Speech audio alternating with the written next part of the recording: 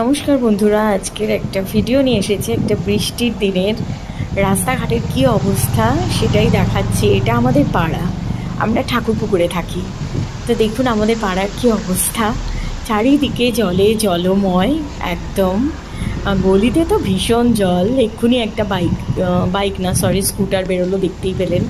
স্কুটারটার চাকাটা ভিজে গেছে, এই বাইকটা যাচ্ছে, বাইকটারও চাকা দুটো ভিজেছে, ডোবেনি। রাস্তার উপরে অতটা জল আসেনি এখনও। যাই হোক, চারিদিকে জলমগ্ন একদম, ভীষণ ভালো লাগছে দেখতে, কিন্তু পা দিতে ভালো লাগছে না। এটা গলিটাতেই বেশি হয়েছে জল, আর রাস্তাটায় অতটা ওঠেনি।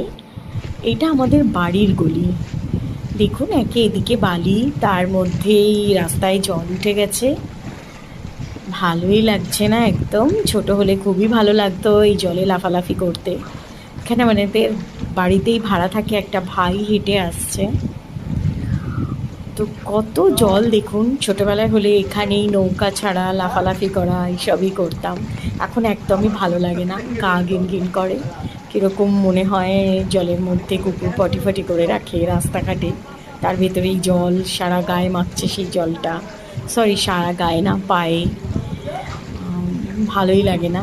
তো যাই হোক, আমাদের পাড়ায় কীরকম জল উঠেছে আপনাদের দেখালাম। ভালো লাগলে লাইক, শেয়ার, কমেন্ট, সাবস্ক্রাইব করবেন। এবং আপনারা সবথেকে বড় কথা, ভালো থাকবেন, সুস্থ থাকবেন। Thank you.